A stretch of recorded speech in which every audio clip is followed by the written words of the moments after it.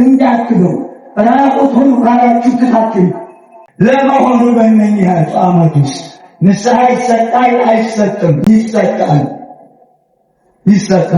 በጾም ላይ ጾም ይሰጣል። 241 ቀን 241 ቀን አባቶቻችን በሰሙን ሥርዓት እነሆ ባልና ሚስት አልጋ ይለያሉ። 241 ቀን በቅዱሳን ስም መጠጥ ቤት ወይ መጫወቻ ወይ መነገጃ ቤት አይከፈትም። በቅዱሳን ስም ተስተካክላችሁ ጾሙ። መከራችን ይጠራዋል።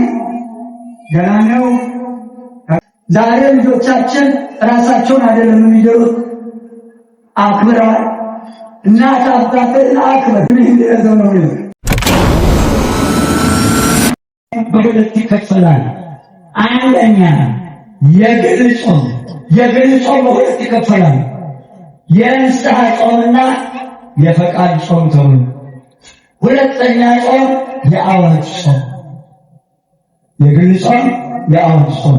የግል ጾም ሁለት ይከፈላል። የግል ጾም፣ የፈቃድ ጾምና የንስሐ ጾም።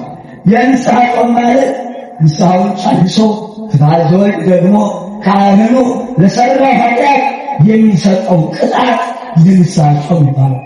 የፈቃድ ጾም ማለት እንደነ ዳንኤል ስጋቸውን ለእግዚአብሔር ለማንበቻቸው የስጋ ፈቃዳቸውን ገሎ የመንፈስ ቅዱስ ፈቃድ በሰውነታቸው ላይ እንዲያድር ኃይል ሰጪ ምግቦችን ሁሉ ትተው ስጋቸውን ለመንፈስ ቅዱስ አመቻችተው በገዛ ፈቃዳቸው የተመጠነች እየበሉ የሚኖሩ ሰዎች የሚጾሙት ጾም እንደነ ዳንኤል፣ ሐናንያ፣ አዛርያ፣ ሚሳኤል ያ ጾም የፈቃድ ጾም ይባላል።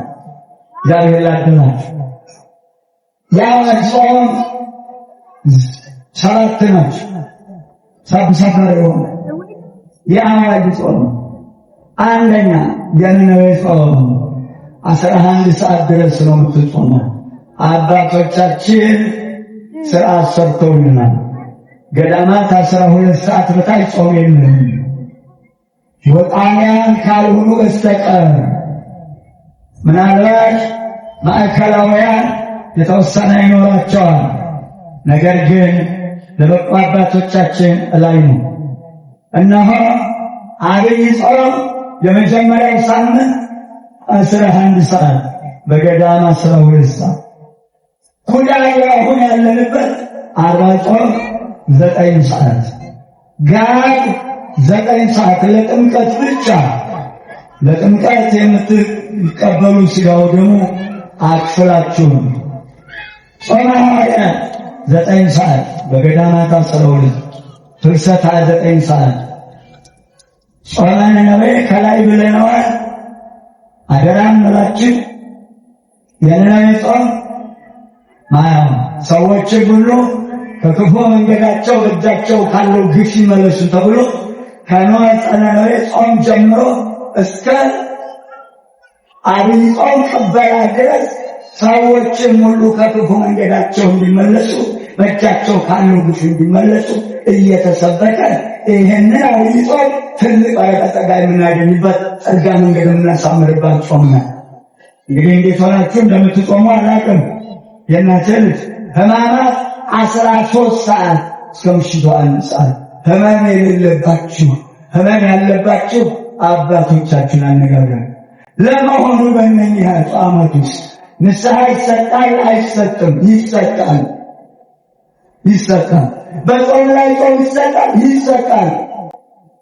እንዴ ኩዳዴ ይሳሉ አሁን ይጾም ሰውዬ ኃጢአት ሰርቷል፣ ሄዶ ተናዘዘ። በነገራችን ላይ ንስሐ ይባላል ሰው ቀጠሮ አይሰጥም።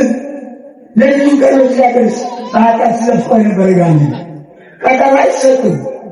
ለባይ አሁን ኃጢአቱን ተናዘዘ። ሰውየውን አባትየው ያውጣል። አሁን የታደለው ዘጠኝ ሰዓት ጾሙ። ስለዚህ የሰራው ኃጢአት ከባድ ከሆነ በይስካፍ 60 የጾም ሰዓት ይጨምርበታል፣ ስግደቱም ይጨምርበታል፣ ምጽዋቱም ይጨምርበታል። በጾም ላይ ጾም ይሰጣል። አባቶቻችን 9 ሰዓት ከሆነ የሰሩት ስራት እስከ 10 እስከ 12 ጾም ይባላል። የሰራው ኃጢአት ከባድ ከሆነ ሌላው እመነግራችሁ የነፍስ ልጅና ነፍስ አባት የማይገናኙባት ጊዜ ከሆሳዕና 6 ሰዓት እስከ እሑድ መንፈቀ ሌሊት ነጋሪቱ ተጎስሞ ወተንሥአ እግዚአብሔር ከመ ዘንቃዕ እምነዋም ወከመ ኃያል ወሕጃጅ ወይኑ ቀተለ ጸርዐ በደቂቁ ከበሮው ሲያስገመግም መሩዋው ሲመታ ያን ጊዜ እነሆ እግዚአብሔር ከእንቅልፉ እንደሚነሣ ተነሣ። የወይን ስካርም እንደተው እንደ ኃያል ሰው ጠላቶቹን በኋላው መታ። የዘላለምን አሳር ሰጣቸው። ነቢዩን በዳዊት መዝሙር ይሄ እስከሚሰበክ ድረስ የነፍስ ልጅ ሄዶ አባትን ንስሐ ስጠኝ አይልም። ከዚህች ከተማ ከሰኞ ከእሑድ ጀምሮ ከሆሳዕና እስከ እሑድ መንፈቀ ሌሊት ድረስ የነፍስ ልጅ ሄዶ ነፍስ አባቶች ንስሐ ስጠኝ አይልም። ሌላው በበዓለ ሃምሳ ውስጥ ንስሐ ይሰጣል፣ ስግደት አይሰጥም። የሰራው ኃጢአት ታይቶ የእናቴ ልጅ የሰራው ኃጢአት ታይቶ እድሜ ልክ በፍጹም ይህ መንኩሰህ ንስሐ ግባ፣ ይህ በረሃ ግባ ይባላል። የሰራው ኃጢአት ነው ግስ ነው። የሰራው ኃጢአት ነው በበዓለ ሃምሳ ቅጣት እንዳይሰጠው የሚያደርገው። ላላ ያለ ከሆነ ምጽዋት ይሰጠዋል፣ ስግደት አይሰጠው፣ ጾም አይሰጠው። በዓለ ሃምሳ ነው። ወጣም ወረደ ኃጢአታችን ነው የሚወስነው። እናቴ ልጅ ከዚህ ቀጥሎ 7ቱ አጽዋማት 241 ቀን ናቸው። ልባች 7ቱ አጽዋማት 241 ቀን 241 ቀን አባቶቻችን በሰሩን ሥርዓት እነሆ ባልና ሚስት አልጋ ይለያሉ። 241 ቀን 365 ቀኖች አሉ። ቃል ሰው በዚያ ላይ ሔዋን ዜማ፣ ቅዱስ ሚካኤል፣ ቅዱስ ጊዮርጊስ ሰማዕተ ልዳ ኳስ መጫወቻ ሆኗል። መጠጥ መሸጫ ሆኗል። ብላችሁ የምትጠጡትን ብላችሁ የምትጫወቱበትን በቅዱሳን ስም መጠጥ ቤት ወይ መጫወቻ ወይ መነገጃ ቤት አይከፈትም። በቅዱሳን ስም አይነገድም። በቅዱሳን ስም እቺ እሑድ ጉዞ ያው ደም ሲለወጥ በመንገድ ላይ ይከራተታሉ። ቅዳሴ ሲደርሱ ቅዳሴው አልቋል፣ ታምሯን ተነቧል። ታምሯን ያልተማ በአባ ገብርኤል በምንባል በእኛ ገዝተናል ይላል። ይኸው እየተቀጠቀጠ ነው በግዝቱ። ኳስ ይጫወታሉ፣ ግዝቱ አይነካቸው። ይንከራተታሉ፣ ጉዞ ይጣሉ፣ አይነካቸው። መሬታችን መቼም ተሰውራ ሰምተን አናውቅም። ተሰውራ አታውቅም። ነቢያት አይተዋታል፣ ምልክት ይሰጣቸዋል፣ ምልክት ሰጥቶናል። ከዚህ በላይ የለም። ገደል እየገባ ነው ሰው። ለመለሶ ነገሬ እናቴ አርሴማ፣ ቅዱስ ጊዮርጊስ፣ ሥላሴ፣ እሑድ ሰንበት፣ ቅዳሜ እሑድ እነኚህ በዓላት ተጨምረው ባልና ሚስት አልጋ ላይ የሚተኙበት ቀን ነው።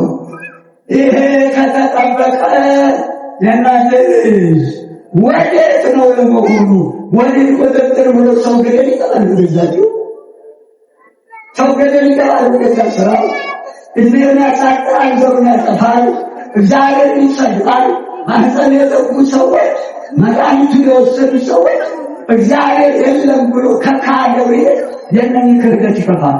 እግዚአብሔርን አላዋቂ አድርገውታል። ጭራሽ እናችን እግዚአብሔርን የለህም ካለው የባሰ ቅጣት ነው የሚቀጡት። እያወቁ መኖሩን ያጠፉ ስለሆነ፣ ቤተ መቅደሱን ያፈረሱ ስለሆነ፣ በማህፀን ያስጨነገፉ ማህፀናቸው ላይ ደም ያፈሰሱ ስለሆነ እናችን እግዚአብሔር ሆነች። ስለዚህ ይህን አስተምረን በቀጥታ አንድ ነገር ተናግሬ ሰብሰብ ወደ ማድረጉ እሄዳለሁ። እናችን ስለምን እንጾማለን? እናችን የመጀመሪያ ደረጃው ስለምን እንጾማለን? የታመመ እንዲድን፣ ልጆች የሌላቸው ልጆች እንዲያገኙ፣ የሞተውን ነፍስ እንዲምርልን፣ ሕፃናቱ እንዲያድጉልን፣ ለማሰብ ዳኞቹ በስነ ስርዓት እንዲፈርዱ እንጸልያለን። የናችን ከሎል እግዚአብሔር ቃል ሆነ የለመነውን ልመና እንዲሰጠን የተተከለውን ጽድቅ የተዘራውን በቀል በፍቅር እንድንኖር እግዚአብሔርን እንለምናለን። ስለዚህ ተዋሕዶ ቤተክርስቲያናችን ይህንን አስተምራናል። ቀጥሎ በጾም የተጠቀሙ ሰዎች አናንያ አዛርያ ሚሳኤል ዳንኤል አንበሳ ጉድጓድ ሊገባ አልተበላ። አናንያ አዛርያ ሚሳኤል ሳትገቡ አልተበሉ። ኢዮብና ቂርቆስ ሳትገቡ አልተበሉ። ልብ አድርጉ። ሰማዕታተ ቅዱስ ጊዮርጊስ 7 ዓመት ሙሉ ያሁን ተቃድሮ ሲፈጸም እህል በላ የሚለው እዚህ ቦታ ላይ የለም። ይህን በላ ተብሎ አልተጻፈም። ልብ አድርጉ። በጾም የተጠቀሙ ሰዎች አሁን ለመጨረሻ የማቀርበው ልብ አድርጉ። ጾም ጸሎታችን ዋጋ የሚያጣው ለምን? ልብ በመጀመሪያ ደረጃ ጾምን ያዘዘ ራሱ ልዑል እግዚአብሔር ነው። ምን ብሎ አዘዘ? አዳም ለመጀመሪያው ሰው ለአዳም አዳም አቤት ከገነት ዛፎች ሁሉ ትበላለህ፣ ዕፀ በለስን ግን እንዳትበላ፣ ዓይኖችህ ይከፈታሉ፣ ራቁትህን ትሆናለህ፣ ክፉ ደጉን ትለያለህ፣ ትሞታለህ። አራትን ግን ለምንድን ነው አትብላ? አንደኛ ልዑል እግዚአብሔር ስለሆነ ትእዛዙን የሰጠው አምላካዊውን ቃል አምኖ የአምላኩን ቃል ጠብቆ እንዲኖር። ይህን ስናገር እኛ ለመሆኑ የልዑል እግዚአብሔርን ቃል ጠብቀናል ወይ? በ10ቱ ትእዛዛት የተጻፉትን ጠብቀናል? እናት አባት አክብረናል አለን አክብረናል። ዛሬ ልጆቻችን ራሳቸውን አይደለም የሚጀሩት፣ አክብረዋል። እናት አባትን አክብር እድሜህ እንዲረዘም ነው የሚለው ዘጸአት 20 አንብቡ። ምን ይላል? እድሜህ እንዲረዘም እናት አባትን አክብር። በድንግልናችሁ እናት አባታችሁን አክብራችሁ ቤተክርስቲያን አሰናብታችሁ የመጨረሻ ስንብታችሁ በሙሽርነታችሁ ጫጉላ ላይ ስትገቡ ወጣችኋል። እስከዚያች ድረስ በራሳችሁ ፈቃድ ሄዳችሁ ሁሉ እድሜህ እንዲረዝም ያለው እድሜ ያጥራል። ልብ አድርገው በረከት ያጣል። ልብ አድርጉ ብቻ ቃሉን ጠብቀናል። አምላካዊውን ትእዛዝ አክብሮ ቢኖር አልጠበቅን። እግዚአብሔርን ትእዛዝ ንቀነዋል። ልብ አድርጉ ብቻ ነቢየ ሙሴ የኦሪቷን ቤተ መቅደስ ቅድስተ ቅዱሳን መቅደሱን የምትተካ ቀጥሎ የእናቴ ልጅ ዛንታና ኦሪት ቅድስ 3 አድርጎ ነው የሰራ። ልብ ራሱ በድንቅ ያሰራትን ቤተ መቅደስ ደግሞ ራሱ ቆሞ 3 አድርጎ ነው ያሰራ። ቃሉን ጠብቀናል ወይ? ሶስተኛው አትብላ ያለው ጾም ነው። ጾም የገደፋችሁ፣ ጾም ያስገደፋችሁ፣ ጾም ሻሪዎች አዳም ዜና ሞቱን ሰምቶ ጾም ሻሩ። ወዲያውኑ እርቃነ ሥጋቸውን ቁመው ቀርተዋል። ወዲያውኑ ደንግጦ እሷም ደንግጣ የዕፀ በለስን ቅጠል ቆርጥረው ኀፍረታቸውን ሸፍነዋል። ኩፋሌ 5 ምዕራፍ ላይ የሰው ልጅ ኀፍረተ ሥጋው እንዳይገለጥ በፀሐይ ጽላት ተጻፈ ይላል። ራቁት ጥምቀት እንዳትገቡ፣ ራቁት ሁኑ ካላችሁ ትታትሉ አይቻልም። ራቁት ካልተጠመቅን ብላችሁ ካህናት የምትሞግቱ ሴቶች አሉ። መጥምቀ መለኮት ግድግዳ ማጌጫ ነው። ለመሆኑ አባቶቻችን ለግድግዳ ማጌጫ የሰሩ ስዕል አለ? መማሪያ አይደለም ስዕል። ራቁታችሁን አትጠመቁ ሲል አይደለም ጌታ ወደ ላይ ከፍ አድርጎ ክንድ ላይ ሳለ እናቶች ጡታችሁ ይሸፈን ማለት ነው። አባት ያስተምሩ። ቀሚሳችሁን ጣንታችሁን ታጥቃችሁ ምግቡ የሚታምኑት ሲፈራገጡ ተቀሚሱ ትርትር ምንድን ነው የሚደረጉት? ወንዶቹ ባንካችሁ ሲሆን ወንዶቹም ሴቶቹም ረጅም ቀሚስ አሰፍታችሁ ስርዓት ይኖራችሁ። መድኃኒዓለም ክርስቶስ ራቁቱን ቢያደርጉት ፀሐይ ጨልሞ ነው። ከሰማይ ሶስት ከምድር አራት ታምራት ተሰርተዋል። ምድር ተንቀጥቅጣለች። እናንተ የክርስቶስ አካል ናችሁ ብሏል ቅዱስ ጳውሎስ። አሁንም የክርስቶስን አካል ራቁት ለማድረግ እኛ ፈሪሳውያን ነን።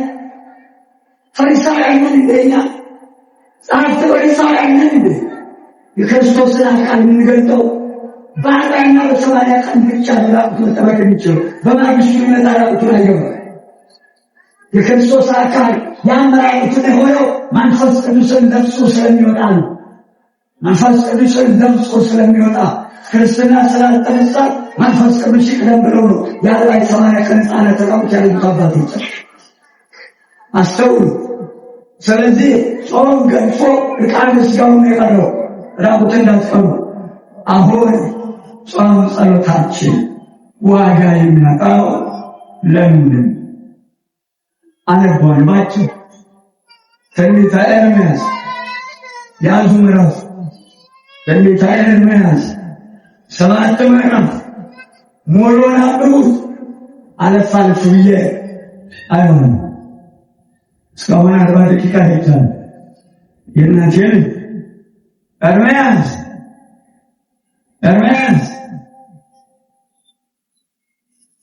እግዚአብሔር እንዲህ ይላል ብለህ ለሕዝቤ ለእስራኤል ንገራቸው። እኛ እኮ እስራኤል ዘነፍስን እስራኤል ዘሥጋን ንገራቸዋል። በእግዚአብሔር ቤት በር ቁሙ፣ እንዲህም በላቸው፣ እነሆ እንዲህ ብለህ ተናገር፣ እግዚአብሔርን ልታመልኩ በእነዚህ በሮች የምትቆሙ ከይሁዳ ያላችሁ ሁሉ የእግዚአብሔርን ቃል ስሙ ይላል የእስራኤል አምላክ እግዚአብሔር። መንገዳችሁንና ሥራችሁን አሳምሩ። ጾም ጸሎታችን ዋጋ የሚያጣው ለምንድን ነው? ርዕሳችን ልብ በሉ። ጾም ጸሎታችን ዋጋ የሚያጣው ለምንድን ነው? የእግዚአብሔርን ቃል ስሙ። በቤቴ በር ቆማችኋል አለ። ልብ በሉ። ነገር ግን ቃሉን ስሙ፣ መንገዳችሁን ሥራችሁን አሳምሩ። በዚህ ስፍራ መንገዳችሁ ካማረ ጎዳናችሁ ካማረ አሳድራችኋል። የእግዚአብሔር መቅደስ 1፣ የእግዚአብሔር መቅደስ 2፣ የእግዚአብሔር መቅደስ 3 እያላችሁ ትጠራላችሁ። ለጣሉ ብቻ ከዚህ ቅጽበትነቱ የወጡትን አምናለሁ ወይ ያስተካክለዋል ወይ ያፈርሰዋል። የሚያፈርሰውን ያፈርሰዋል። እያለ መቼም አንሰማም። መቃለጃ ሆኗል የእግዚአብሔር ቃል። ልብ አድርጉ፣ ምናገረውን ስሙ።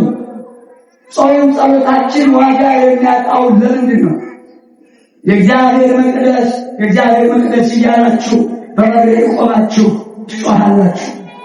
በሐሰት ቃል አትታመኑ።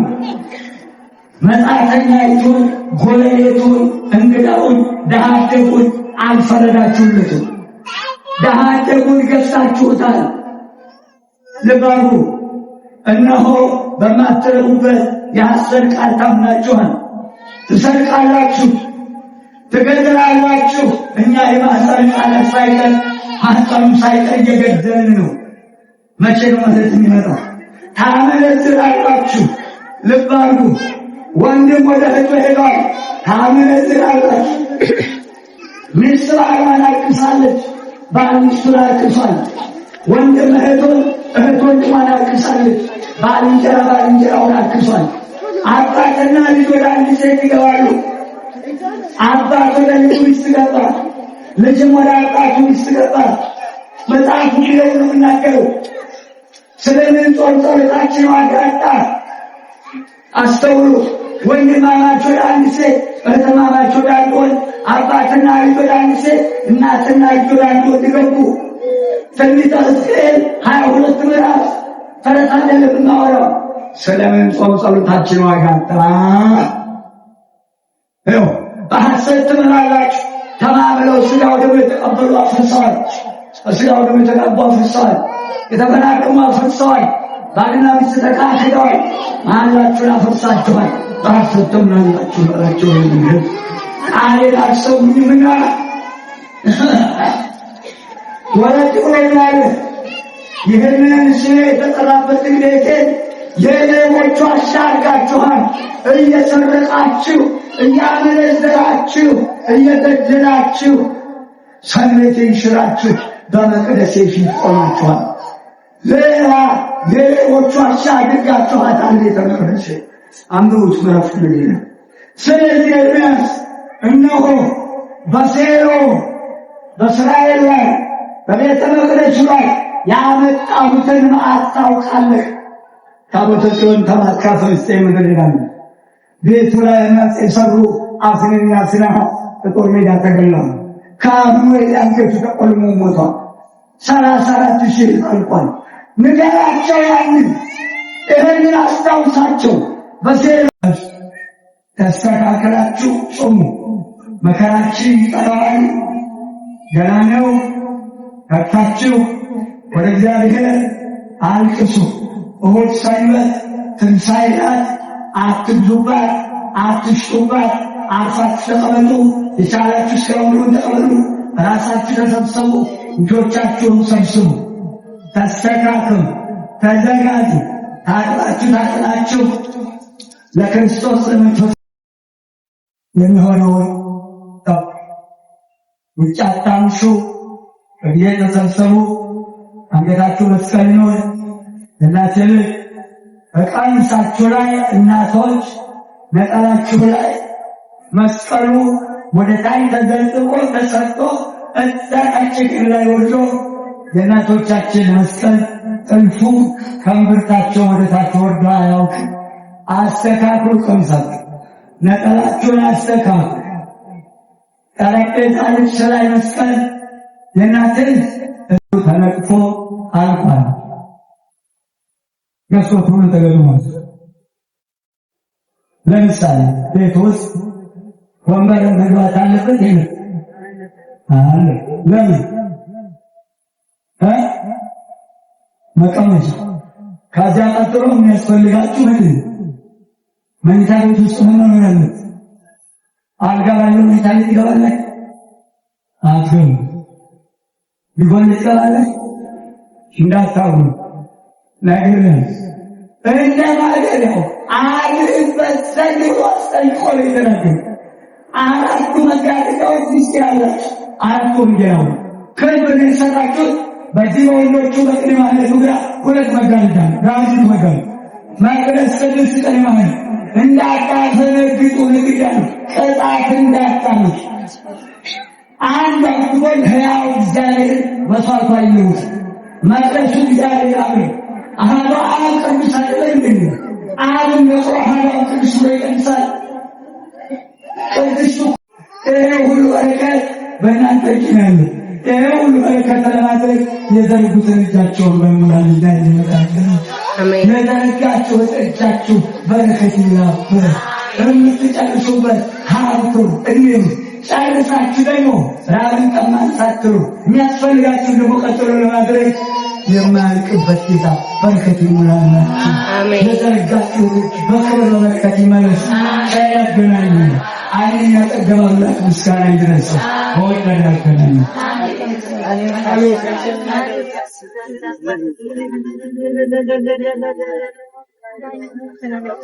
አባታችን ለያሉ ያስተማረ የመከረ የገሰጸ አምላካችን እግዚአብሔር ስሙ የተመሰገነ ይሁን። ለአባታችን ቃለ ሕይወት ያሰማልን፣ ቃለ ሕይወት ያሰማልን። የአገልግሎት ዘመናቸውን አምላካችን እግዚአብሔር ይባርክልን። ከሙሉ ጤንነት ጋር እግዚአብሔር አምላካችን ይስጥልን። እንግዲህ ሰፊ ጊዜ ወስደው ሰፊ ትምህርት አስተምረውናል። አባታችን መምህር ወመገሰጽ ናቸው። ያዩትን ይናገራሉ። ሐሰት የሚባል የለም፣ ሸንገል የሚል የለም። ሐዋርያዊ አስተምሮ ይሄ ስለሆነ ማለት ነው። ስለዚህ የሰማነውን ቃል ደግሞ ወደ ሕይወት መለወጥ ከኛ ይጠበቃል። ዝናቡ እየዘነበባችሁ አግዛችሁ ችላችሁ እስካሁን ቆይታችኋል። እግዚአብሔር በረከት ያድርግላችሁ። አንድ ሁለት መልዕክቶች ልንገራችሁና ማጠቃለያ እናዘጋጃለን። በመጀመሪያ መቅደስ የተባለች ስጦታ ባጠገባችሁ ካለች ወደዚያ አምጡልን። ወላጆቿ እየፈለጉ ነው። በአሁኑ እየሰማ ስለሆነ ወደዚህ ነው ይልን። በዚህ አጋጣሚ ልጆቻችሁ ያዝ አትንቀቁ፣ ከፊታችሁ አይለዩ።